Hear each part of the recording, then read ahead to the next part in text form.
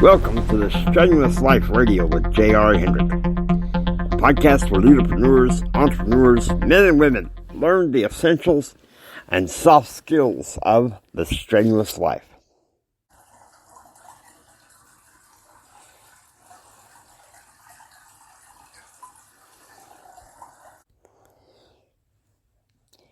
There's this series that not very many people in my generation know about.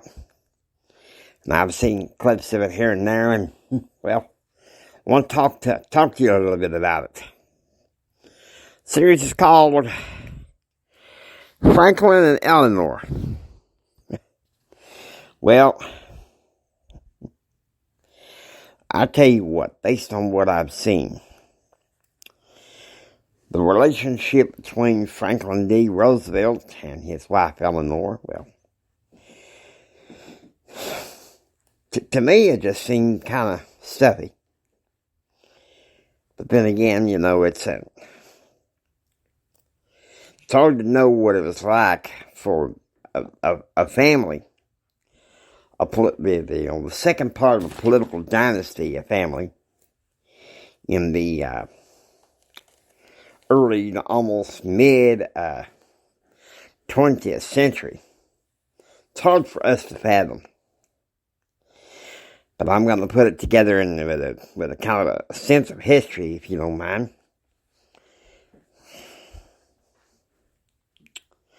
Franklin and Eleanor Roosevelt had a very, well, shall we say, complicated relationship. They were fifth cousins.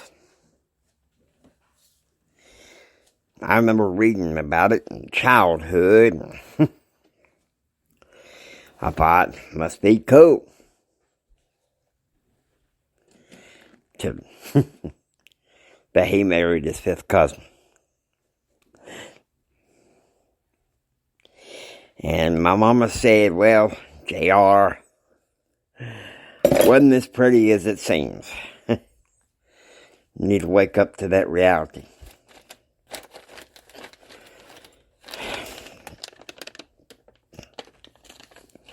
One day I checked out a book about Eleanor Roosevelt in the prep school library. And I gotta say, what I read about her beginnings, even though it was from a wealthy family, it just really seemed kind of sad.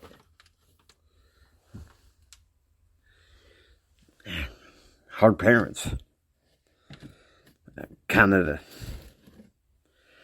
the odd couple in marriage, if you know what I mean. The odd couple in marriage, Elliot and Anna Roosevelt, and Anna Roosevelt was like high society and all this, and I kind of a bit maybe on the stuffy side. And Elliot Roosevelt, he was that way too, don't get me wrong, but it seemed like he was young and wild and free. Liked to drink. Well, it wasn't long after Eleanor was born that her mother died. And so her daddy had to send her off to live with her maternal grandmother, which kind of had like a real stuffy high society life for her, with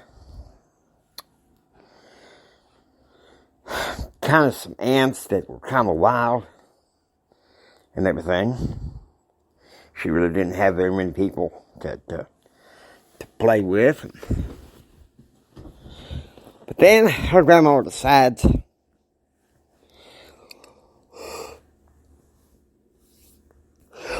send her off to this school called Allenswood. And there Eleanor blossomed, became an awesome young woman.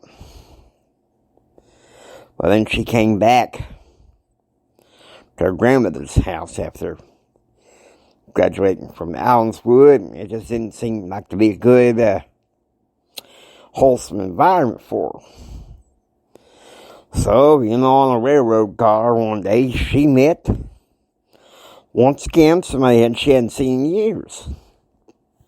Her fifth cousin, Franklin.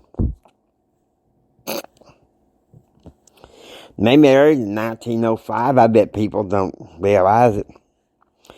It was Teddy Roosevelt, her uncle,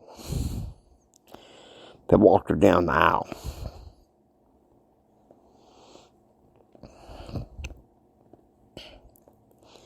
It was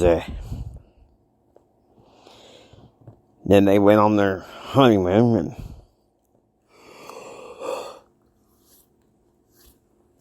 by the time that they got off the boat, it was discovered that Eleanor was pregnant. They had several children and everything. There was, if you watch the miniseries, of course I ain't seen it all, but from what I've seen, and from what I read back in prep school, but one thing I do know is that there was really a chilly relationship between Eleanor Roosevelt and, well, her mother-in-law.